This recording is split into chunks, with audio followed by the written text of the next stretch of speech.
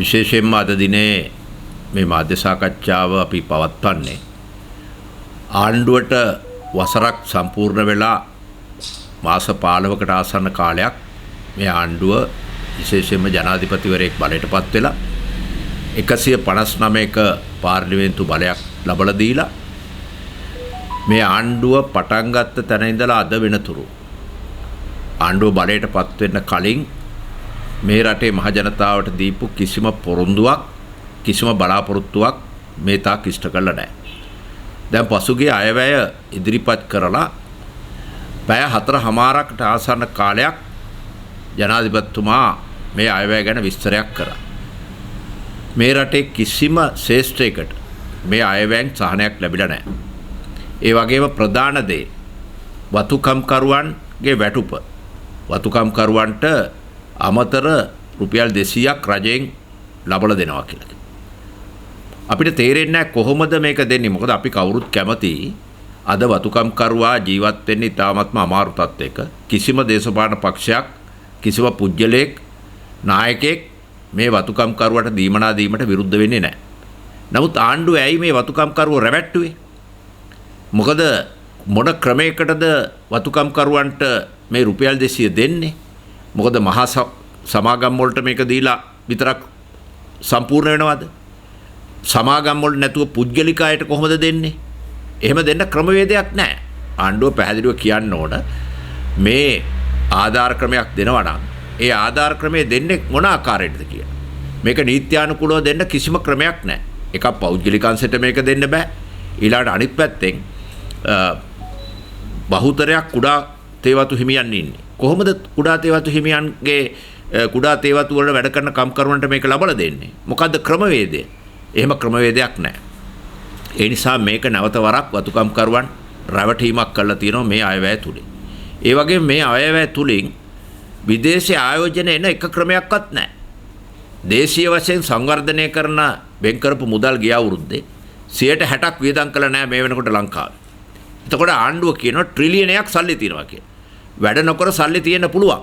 හැබැයි එකක් මතක තියාගන්න ඕන විදේශීය සංචිතය ශක්තිමත් කරන්නේ නැතුව ඒ කියන්නේ FDI direct foreign investment එකක්වත් මේ රටට එන ක්‍රමයක් මෙතෙක් ඇති වෙලා නැහැ.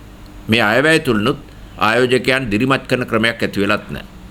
ඒ නිසා මේ ආණ්ඩුව මේ මාස 15ක් ඇතුළත මේ රටේ හැම ශේෂ්ත්‍රයක්ම රවටලා තියෙනවා. අද ලුණු ගොවියෝ පාරේ. අද වී විකුණ ගන්න බැරුව වී ගොවියෝ පාරට ඇවිල්ලා තියෙනවා. අල ගොවියෝ පාරට ඇවිල්ලා තියෙනවා. එතකොට මේවා ආණ්ඩුව බලයට ගන්න කලින් මොන තරම් බලාපොරොත්තු දුන්නාද? මේ පසුගිය පැය දවස් 4ක් ඇතුළත මේ ඔක්කොම විසඳ ගන්න පුළුවන් කියලා ලිව්වා. පළවෙනිම හාල් මාපියාව. හාල් මාපියාව අද ඉහටත් උඩින් ගිහිල්ලා තියෙනවා. දවස් 7ක් ඇතුළත දවස් 4ක් ඇතුළත ධනගස්සන අයකුවා බීමෝල්කාරය. අද කවුරුවත් නෙවෙයි ආණ්ඩුව දන ගහලා තියෙනවා. ඒක හොඳට මතක තියාගන්න. මේකේ ප්‍රතිඵලයක් හැටියට තමයි අපි මාතර දිස්ත්‍රික්කයේ පසුගිය සති දෙක තුන ඇතුළත විශේෂයෙන්ම සමූපකාර ඡන්ද පැවැත්වුවා. මේ සමූපකාර ඡන්දවල පුදුමාකාර වෙන කිසිම කාලයකක් නැතුව මම අවුරුදු 76ක ඉතිහාසය තුල අවුරුදු 40කට ආසන්න කාලයක් මාතර දිස්ත්‍රික්කයේ දේශපාලනය කළා තියෙනවා. මේ කාලය ඇතුළත අපි කවදාවත් සමූපකාර ඡන්දයකට මැදිහත් වුණේ නැහැ. අද පාර්ලිමේන්තු මන්ත්‍රීවරු ඇවිල්ලා සමූපකාර ඡන්දයට මැදිහත් වුණා. ඒ වගේම සමාජිකයන්ගේ නාම ලේඛ වලින් සමාජිකව ඉවත් කරා. මම ආණ්ඩුකාරය හැටියට ඉන්නකොට මම කොයිම අවස්ථාවක අධ්‍යක්ෂක මණ්ඩලයක් විසිරව හැරලා හෝ පත් කිරීමක් කළා නැහැ. නමුත් මේ ආණ්ඩුව බලයටපත් වුණාම දකුණු පළාතේ සමූපකාර සමිති විසිරව හැරලා අධ්‍යක්ෂක මණ්ඩල අලුතෙන් අධ්‍යක්ෂක මණ්ඩලය පත් කරා. නමුත් මේ ඡන්දෙදි මොකක්ද වුනේ? ආණ්ඩුව මොන බලපෑම් තිබුණත් කොටපළ සමූපකාර සමිතියෙන් පටන් ගත්තා. කොටපළ සමූපකාර සමිතිය පරාජයටපත් වුණා. ජාතික ජනබලවේගය. මොකද ඒගොල්ලන්ට කියන්න බෑ අපි සමූපකාර ඡන්දයට ඉදිරිපත් උනේ නැහැ කියලා. කොටපළ විතරක් සභාපතිවරයා ඇතුළු മന്ത്രിවරු 11 දෙනෙක් ඉදිරිපත් කළා. සභාපතිවරයා තමගේ කොට්ටාසයෙන් පරාදයි. മന്ത്രിවරු 11ම පරාද වුණා. ඊළඟට බෙරළ පළාත සමූපකාර සමිතියේ 15යි ගන්න පුළුවන් වුණේ 100ක්. 85ක් ආණ්ඩු විරෝධීව පොදු විපක්ෂයත් එක්ක හිටියා. ඒ වගේම හක්පන සමූපකාර සමිතිය ගත්තොත් දෙයියන්දර විතරක් සමාජිකව 700ක් අයින් කළා. ඒ දෙයයන්තර ජයග්‍රහණය කර වගේම මුළු අක්මන සෝපකාර සමිති බල ප්‍රදේශයේම 68යි 32යි මේ ආකාරයට ප්‍රතිඵල ආව. අද සමිතිවල මහා සභාව තියන්නේ නැතුව ඉන්නවා. ඉතින්ටත් බලපෑම් කරනවා. එතකොට මේකද මිනිස්සු බලාපොරොත්තු වුණු සාධාරණත්වය. දැන් ජනාධිපතිතුමා තංගල්ලට එනවා. ජනාධිපතිතුමා තංගල්ලට එනකොට සිවිල් ආරක්ෂක කමිටු වල සමාජිකයෝ එන්න ඕනේ එතෙන්ට. එහෙම කාලයක් ලංකාවේ තිබුණාද? මම මේ රටේ මහ ජනතාවගෙන් අහන්නේ. ඔබලා 76 අවුරුද්දක් ඡන්දෙ දීලා තිනවා දේශපාලන පක්ෂ වලට. මේ වගේ කාලයකට මුහුණ දුන්නාද ඔබ? එතකොට මොකද්ද මේ සාධාරණ සමාජයක් හදන්න ආපු මිනිස්සුන්ගෙන් බලාපොරොත්තු වෙන්නේ? එතකොට හැම ශ්‍රේෂ්ඨයක් වගේම මාධ්‍යවේදීනුත් රැවට්ටුවා. අද ප්‍රාදේශීය මාධ්‍යවේදීන්ට මේ අයවැය තුලින් මොකද්ද දීලා තියෙන්නේ? එතකොට මාධ්‍යවේදීන්ට මොකද්ද පහසුකමක් දීලා තියෙන්නේ? එතකොට මාධ්‍යවේදීන් ගැන කතා කරේ කොහොමද? මේ ආණ්ඩුව හදන්න උදව් කරේ මාධ්‍යවේදීන්. මාධ්‍යෙන් වෙච්ච ප්‍රචාරයෙන්නේ. සිවිල් සමාජයෙන් වෙච්ච ප්‍රචාරයෙන්නේ. මේ සියලු දේත් එක්කම මේ ශ්‍රේෂ්ඨ හැම එකක්ම අද විනාශ කරලා තියෙනවා. මේ රට ගොඩ ගන්න බැරි තත්ත්වයකට පත් වෙලා තියෙනවා. විශේෂයෙන්ම අපිට මතකයි මහින්ද රාජපක්ෂ යුගයේදී ඊළඟ අවුරුද්දටත් වැඩ කරනවා. එතකොට මේ අවුරුද්ද විතරක් නෙවෙයි ඊළඟ අවුරුද්දේ මම මේ මාධ්‍යවේදී මහත්තුරුන්ගෙන් අහනවා සම්බන්ධීකරණ කමිටු රැස්වීම වලට එහෙම ඔබතුමාලා යනවා ඇති. දැන් තීන්දුව එහෙම ගන්නවද? අපි ඒ කාලේ සම්බන්ධීකරණ කමිටු රැස්වීමක වාඩි වුණාම අපි වාඩි වෙනකොට අපි නැගිටින්නේ අපිට ආපු ප්‍රශ්න වලින් 80%කට තීන්දුව අරගෙන. ඊළඟ එකේදී අපි ප්‍රගති සමාලෝචනයක් කරනවා. ඒ වැඩේ කෙරුණාද නැද්ද? අපි අමාත්‍යාංශ ලේකම්ට දුරකථනයෙන් කතා කරනවා. කතා කරලා අපි ලියුම ගෙන්න ගන්නවා. මම අහන ඔබතුමන්ලගේ මහ ජනතාව අද අපි සම්බන්ධීකරණ කමිටු රැස්වීමකට ගියාම ප්‍රාදේශීය ලේකම් හම්බෙන්න අපේ පිටිපස්සෙන් එන මහ ජනතාව කොච්චර හිටියද? අපි ඒගොල්ලන්ගේ ප්‍රශ්න කොච්චර විසඳුවද? අපි වේලාසනින් ඇවිල්ලා ප්‍රශ්න විසඳනවා, ඉවර වෙලා ප්‍රශ්න විසඳනවා. අද මහජන නියෝජිතෙක් හම්බෙන්න කාර්යාලයකට යන ප්‍රමාණය කොච්චරද බලන්න. මේකද මහ ජනතාව බලාපොරොත්තු වෙන්නේ. එතකොට මේකද මේ ආණ්ඩුව පිහිටවල කරන්නේ. මාස 15ක් ඇතුළත මහ ජනතාව ලබාගත් දේ මොකද්ද මං අහන්නේ. ඒ නිසා මේක කඩා වැටෙන ආණ්ඩුවක්. හැබැයි කඩා වැටෙනකොට රටත් එක්ක තමයි කඩා වැටෙන්නේ. ඒක ඉතාමත්ම කනගාටුදායක තත්ත්වයක්. මොකද ඉහළ පෙළේ ඉඳලා පල්ලෙහා පෙළටම ඒ කියන්නේ මහා පරිමාණයේ ව්‍යාපාරිකයා ඉඳලා සුළු පරිමාණයේ ව්‍යාපාරිකයා සහ අහිංසක ජනතාව මේ ආණ්ඩුවෙන් බලාපොරොත්තු වෙච්ච දේ කිසිම දෙයක් මේ ආණ්ඩුවෙන් සිද්ධ වෙන්නේ නැහැ. ඒ නිසා අපිට 21 වෙනිදා ඒ කියන්නේ හෙට දිනේ අපි මහා ජනතාව ගෙනියන්න ඕන නැහැ. බස් වලට දැම්මා තහංචි.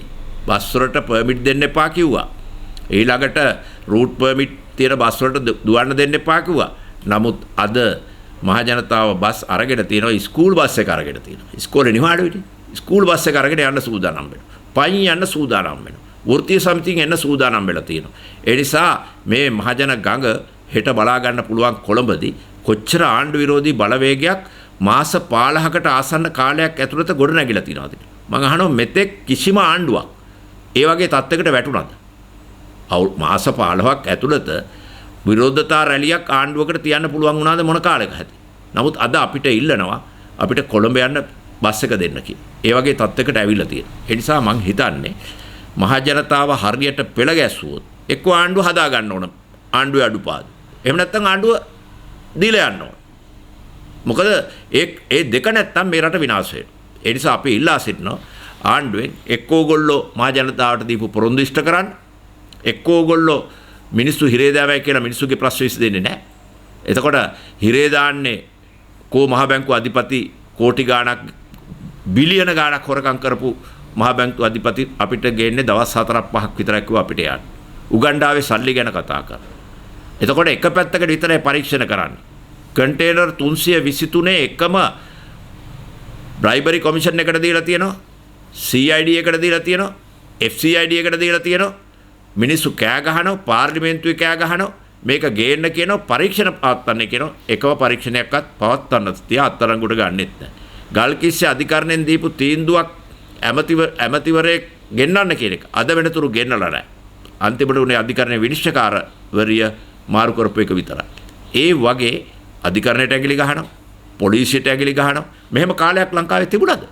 එතකොට මිනිස්සු බලාපොරොත්තු වෙන්නේ සාධාරණ සමාජයක්, දූෂණයෙන් තොර සමාජයක්, නිදහසේ ජීවත් වෙන සමාජයක්. අද හැමතැනම පාතාලේ දකුණට දානවා, දකුණ නෙවෙයි පාතාලයට බඩු එක්කම එන්නේ උතුරෙන් නැගෙනහිරේ. අද උතුර සුදු කරනවා දකුණ කළු කරනවා. ඒ කියන්නේ උතුර මොකුත්ම නැහැ හරි හොඳයි. මොකද උතුරේ ඡන්ද ටික ගන්න පුළුවන්. උතුරේ ජනතාවත් රවට්ටනවා. උතුරට ඒ ඉල්ලීම් එකක්වත් ඒගොල්ලන්ට දෙන්නත් බෑ. මම ආණ්ඩුවෙන් ඉල්ලනවා. පුළුවන් නම් පළාත් සභාව තියන්න. පැහැදිලිව පළාත් සභාව තියලා පෙන්නන්න. දැන් ඕගොල්ලන්ට බලයක් තියෙනවනේ. පොඩි බලයක් නෙවෙයිනේ. ඕගොල්ලෝ 60 ගාණක් ගත්තනේ අවසාන මැතිවරණේ සමහර ආසනවල. එතකොට ඕගොල්ලෝ ජනාධිපති මැතිවරණේ 40 ගාණ. ඕගොල්ලෝට මහා මැතිවරණදී කිව්වා ලොවෙත් නැති වෙන්න දෙන්න කිව්වා. දැන් මිනිස්සු ලොවෙත් නැති වෙන්න දුන්නා. 159ක්. අද මොකද්ද කරලා තියෙන්නේ? කුඩු වලට ඒගොල්ලෝ മന്ത്രിවරු සම්බන්ධයි. සන අත්තරනකට ගත්තද? එතකොට මේ අනිත් මිනිස්සුගේ පස්සේ දුවන්නේ. දැන් ඉස්සෙල්ලා රාජපක්ෂලා පිටින් මේක දාන්න හැදුවානේ තංගල්ලෙන්. එතකොට කාගේ නමද එළියට ආවේ? අදත් බොරු කියනවා.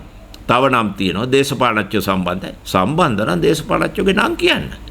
අත්තරංගුවට ගන්න. ඕගොල්ලෝගේ ආණ්ඩුව. ඕගොල්ලෝනේ පොලිසිය. ඕගොල්ලෝනේ CID එක. ඉතින් මේ සියලු දේත් එක්කම ඕගොල්ලෝ තවත් මිනිස්සු රවට්ටනවා. මේ රැවටීම ඕගොල්ලෝ මිනිස්සු රවට්ටන එක වගේම මිනිස්සු දැන් ඕගොල්ලෝ රවට්ටනවා ඉතාමත්ම ඉක්මනට. ඒක හොඳට මතක තියාගෙන එක්ක ආණ්ඩුව හැදෙන්න එක්ක ආණ්ඩුව දෙන්න. මේ දෙක එකක් කරන්න.